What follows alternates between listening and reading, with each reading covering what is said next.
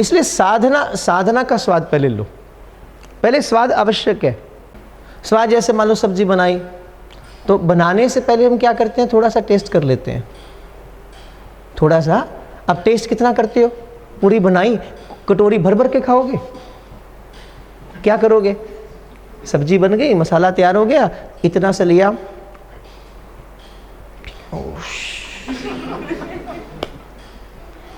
तो खबर किसकी लगी? पूरे की। टेस्ट तो इतना ही किया था। अब ये थोड़ी मैडम खाना बनाएगी और सारा खा लेगी। अब घर वाले ने पूछा सब्जी, बोले वो तो टेस्ट कर ली। कुछ बची नहीं, बोले नहीं टेस्ट में हो गया सारा काम। टेस्ट माने, स्वाद माने इतना सा, थोड़ा सा लिया, छटांक मुंह में रखी, खबर मिली। खबर किसकी मिली? पूर्ण की। लिया इतना, खबर पूरे की मिल गई। तो कृष्ण के रस की एक बूंद भी अगर झलक जाए, अगर भीतर आ जाए, तो खबर किसकी मिलेगी? परिपूर्ण ब्रह्म की खबर मिलेगी। तुमने एक बूंद ही लेनी है अभी। हमारी पात्रता ज़्यादा की है भी नहीं, ध्यान रखना। और अपनी पात्र से ज़्यादा लेने की कोशिश भी नहीं करनी चाहिए। पात्र 500 ग्राम का हो तो 5 क्विंटल डालने की कोशिश करोगे तो पात्र टूट जाएगा, खंड खंड हो जाएगा। छोटे से प्याले में महासागर को भरने की कोशिश नहीं करनी, वरना प्याला खंडित हो जाएगा। पहले पात्रता होनी चाहिए। सदगुरु क्या करता है? पात्रता बढ़ाता है, आपकी कैपेबिलिटी बढ़ाता है।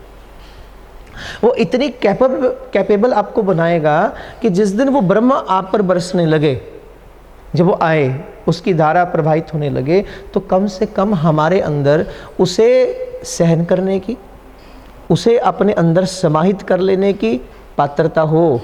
अन्यथा क्या होगा? तुम बाहर जाओ, सूर्य को देखने की कोशिश करो, देख पाओगे? नहीं देख पाते। आंखों के सामने अंधेरा आ जाता है, आंखें चौंधिया जाती हैं।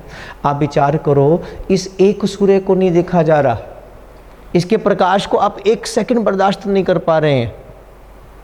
और ग्रंथ कहते हैं, संत महात्मा कहते हैं, सिद्धजन कहते हैं, वो गोविंद कैसा, वो परमात्मा कैसा, जिस पर अनंत अनंत कोटि सूर्य का प्रकाश है। एक नहीं, करोड़ों सूर्य का प्रकाश जहाँ जगमग, इतनी लाइट।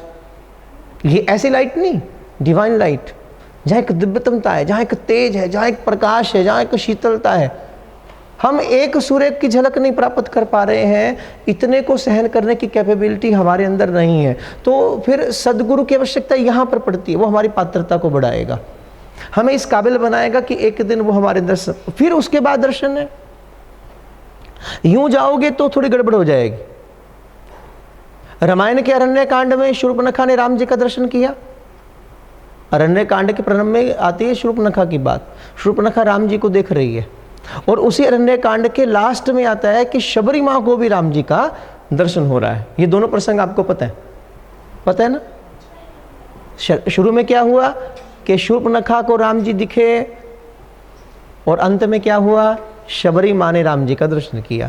लेकिन दोनों के फल में भेद देखो, और दोनों के भाव में भेद क्या है? शूर्पणखा राम जी का दर्शन करती है तो शूर्पणखा के मन में कामना पैदा हो रही है, वासना पैदा हो रही है। और शबरी दर्शन करती है तो शबरी के मन में भगवत प्रेम पैदा हो रहा है। ये अंतर है, मूल अंतर, बड़ा गहरा अंतर है।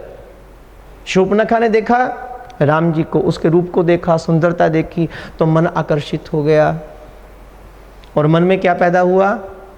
काम वासना पैदा हुई कि मुझे ये व्यक्ति चाहिए। ये शूर्पणखा के मन में आया है, मुझे ये चाहिए। अब क्या करूं? अब मद भी था, मद होगा भी क्यों नहीं, क्योंकि रावण की बहन है। क्योंकि मानस में गोस्वामी ने शब्द यहीं से शुरू किया, शूर्पणखा कहकर संबोधन नहीं किया। संबोधन में शब्द क्या कहे? शूर्पणखा रावण की बहनी। रावण शब्द क्यों प्रयोग किया? क्योंकि मद आएगा, मद है, आखिर मैं उसकी बहन हूं। अब आप में कोई नरेंद्र मोदी की बहन बैठी हो, मजाल है, ऐसे बैठ जाएगी, मत आएगा। तो गोस्वामी ने क्या लिखे शब्द? शूर्पणखा भी कह सकते थे, पर परिचय क्या दिया? शूर्पणखा रावण की बहनी। रावण कहने का अर्थ क्या है? कि उसे राज सत्ता का मद है, अहम है, अपनी माया का अहम है। तो फिर जब आकाश में चली थी तो राम जी को देखा, राम जी को देख के बड़ा मन आकर्षित हो गया, और फिर मन में क्या आया? ओह बड़ा सुंदर व्यक्ति, मुझे चाहिए, ये कामना पैदा हो रही है। बात को बड़ी गहराई से समझना। कामना वासना पैदा हुई और मन ने चाहा ये व्यक्ति मुझे मिले।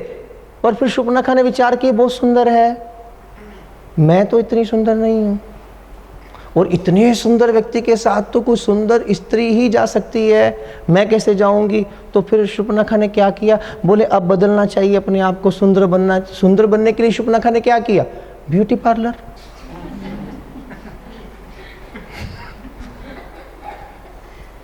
ऐसा ही हुआ होगा। वो कहते माया, गोस्वामी कहते माया से शूर्पणखा ने अपना रूप बदला, बड़ी सुंदर हो गई। तो माया मतलब ब्यूटी पार्लर, सीधी सीधी सी बात। उस समय में होंगे गई, और जब गई मैंने देखा महाराज बहुत, एक बार फोटो देखी मैंने, जो अंदर जा रही थी कोई और थी, बाहर बिल्कुल और। ये क्या है, माया ही तो है। बंदे को महाराज मेकअप में बड़ी ताकत है।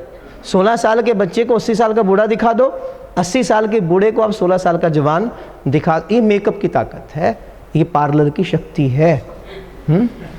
थोड़ा पुरुष लोग, ओए जो अनमैरिड है, थोड़ा संभल कर चलना,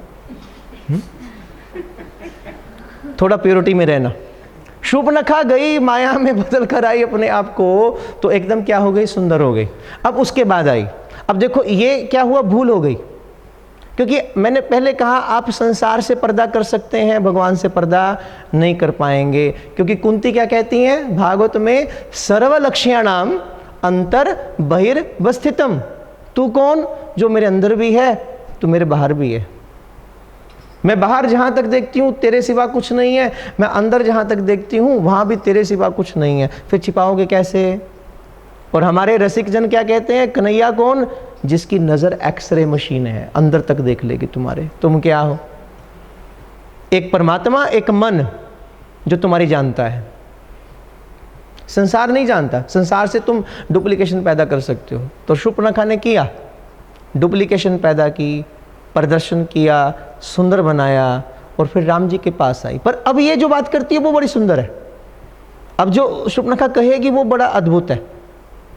और वो क्या करती है, कहीं नहीं गई, सीधा राम जी के पास आती है और आकर कहती है, महाराज मेरे मन को आप बड़े अच्छे लगे, मैं चाहती हूं आपका मेरा संबंध हो जाए, आप विवाह कर लो मेरे साथ। यहां बात बुरी नहीं है, ये बात बड़ी खूबसूरत है, बड़ी खूबसूरत है कि परमात्मा के प्रति कोई भाव मन में पैदा हो, क्यों विचार करना, क्यों समय देना, क्यों वर्षों इंतजार करना, क्यों दर बदर भटकना, सीधा जाओ और जाकर कह दो। ये बात पकड़ना शूर्पणखा की। हाँ, गलती कहाँ हुई ये भी पकड़ना, जो मिस्टेक हुई वो नहीं करनी, लेकिन जो शूर्पणखा अच्छा कर रही है वो भी करो ना। क्योंकि हर प्रकृतिस्थ जीव में गुण और अवगुण दोनों ही होते हैं। यहाँ गुण है शूर्पणखा का कि वो राम जी के सीधे ही पास जाती है और जाकर आज्ञा कर लेती है, प्रपोज कर रही है, बोले राम आप मेरे साथ विवाह करें। तो राम ने एक इशारा कर दिया, यहाँ इशारा है, राम जी ने इशारा किया नहीं,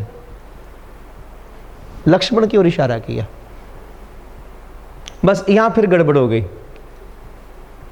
अगर प्रेम होता तो टिक जाता, प्रेम होता तो स्थिर रहता, कामना थी ना फिसल गई, वासना थी तो लुढ़क गई। लक्ष्मण की ओर इशारा किया, किस लिए किया, इसलिए नहीं किया था तो लक्ष्मण से जाकर प्रपोज कर ले, ये कारण नहीं था। कारण क्या था, इसलिए कहा लक्ष्मण साधु है और मेरे तक आने का सीधा मार्ग कोई भी नहीं है। तो एक बार जा, वो तुझे तरीका बताएगा, तुझे सलीका बताएगा मेरे तक कैसे आ जाता, तब आना। साधु के पास जाने का, संत के पास जाने का, परमात्मा को प्राप्त करने का एक मार्ग है, एक सलीका है। वो सलीका कौन बताता है, वही तो बताता है सदगुरु। संत की आवश्यकता क्यों पड़ती है, वो सलीका सीखने के लिए। कबीर ने क्या कहा बाणी में कि गुरु गोविंद दोऊ खड़े, काके लागो पाए, बलिहारी गुरु आपनो नहीं। जिन गोविंद देव बताए, अभी डायरेक्शन दे रहे हैं, अभी मार्ग दे रहे हैं, परिचय दे रहे हैं, वो कैसा है, उसका स्वरूप क्या, मिलने की बात की आएगी, मिलन फिर होगा। पहले समझ लेना, इशारे को समझना आवश्यक है, गुरु द्वारा दी गई दिशा को समझना आवश्यक है, गुरु के मार्ग को समझना आवश्यक है। तुम्हें चलना पड़ेगा, तुम्हें छोटा सा प्रयास, एक कदम उठाना पड़ेगा। मिलने की बात तो फिर बात की आएगी, मिलना हो कि ना हो उनकी इच्छा, भक्त तो वो भी इच्छा नहीं करता, वो तो ये भी नहीं कहता मालिक कब आओगे, वो तो उसकी रजा में राजी, इच्छा तुम्हारी है मालिक आना ना आना। एक व्यक्ति नमाज करता है, 30 वर्ष बीत गए नमाज करते करते करते करते, हर रोज़ इबादत करता है, बैठता है, या अल्लाह रहमत बख्श, या अल्लाह कृपा कर। 30 वर्ष बीत गए नमाज करते करते, 30 वर्ष बाद अचानक आकाशवाणी हुई, तुम्हारी नमाज खुदा ने स्वीकार नहीं की है। 30 वर्ष की साधना के बाद आकाशवाणी हो रही है कि तुम्हारी नमाज खुदा ने स्वीकार नहीं की है। इतनी बात सुनी, व्यक्ति तो नाचने लगा, झूमने लगा महाराज, गाने लगा, खूब मस्त हो गया, पूरा शरीर कंपी हो गया, पूरे शरीर में रोमांच हो गया, इतना आनंदित हो गया। फिर आवाज आई, मूर्ख है, तूने सुना नहीं होगा ध्यान से, हमने ये कहा कि खुदा ने तेरी इबादत को स्वीकार नहीं किया। मस्ती में बोलता है, आंखें रो रही हैं, आनंद से भरी हुई, अधर पर मुस्कुराहट, हाथ उठाकर कहता है, कम से कम मेरे खुदा को खबर तो लगी कि कोई नमाज तो कर रहा है, स्वीकार करे ना करे वो अलग बात है, लेकिन उसको खबर तो है कि मैं बैठा हूँ उसके लिए, बस इतना बहुत है। और फिर एक पल की देरी नहीं, फिर मिलन है। हर चीज़ के पीछे एहसास है, एक अनुभव है, आपने उस अनुभूति का परम स्वाद लेना है, तो फिर मिलन है। मिलन की बात भी भक्त नहीं कर रहा, आवश्यकता नहीं करने की, उसकी रजा पर छोड़ दिया, मर्जी आपकी, मैं तंग क्यों करूं, मर्जी आपकी, जब आपका दिल करे आ जाना, ना करे तो मत आना, मैं तो केवल सहज आपसे मोहब्बत करता हूं। मोहब्बत ने कब मांग की तो आ नहीं, मोहब्बत की तो वो भी अभिलाषा नहीं है, मोहब्बत की कोई शर्त ही नहीं है, कोई शर्त होती नहीं प्यार में, है ही नहीं, अनकंडीशनल लव भक्त वो कर रहा है। लेकिन शूर्पणखा के मन में प्रेम थोड़ी ना है, अभी वासना है। इशारा किया था लखन की और लखन के पास चली गई, बोले आप शादी कर लो, बस बात बिगड़ गई। क्यों? क्योंकि प्रेम होता तो स्थिर रहती, लेकिन अब टिकाव नहीं, कामना में टिकाव नहीं होगा। यहीं से पहचान कर लेना, अगर प्रेम है तो स्थिर हो जाएगा, कामना है तो लुढ़केगी, फिर जाएगी। और फिर परिणाम क्या निकला? शूर्पणखा के नाक और कान दोनों गए। अब आप विचार करो, क्या परमात्मा के दर्शन का फल नाक और कान कटाना है? फिर तो कोई भी नहीं चाहेगा उसका दर्शन करना। लेकिन यहाँ शूर्पणखा के मन में राम को देखकर कामना पैदा हुई, फल क्या मिला? नाक और कान गए। और वहाँ शबरी के मन में भगवत प्रेम प्राप्त हुआ और राम जी का दर्शन करके शबरी को परम मोक्ष की प्राप्ति हो गई। कितना बड़ा भेद!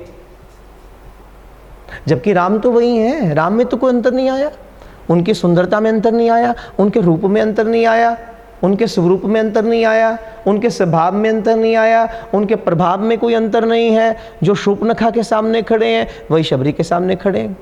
राम एक ही हैं, व्यक्ति दो हैं, एक के मन में कामना, एक के मन में प्रेम। कामना का फल तिरस्कृत होना पड़ा और प्रेम का फल मोक्ष की प्राप्ति हो गई। इतना भेद क्यों? इतना भेद क्यों? आप बड़ी मूल गहराई में जाइएगा, कारण क्या है? मूल गहराई में उतरिए कि इतना बड़े भेद क्यों है। कारण एक ही है कि शबरी को राम बिन गुरु कृपा के नहीं मिले, शबरी के जीवन में सदगुरु आया है और तब राम मिले हैं। और शूर्पणखा के जीवन में अभी तक सदगुरु नहीं आया था, तो फिर राम को समझ नहीं पाई।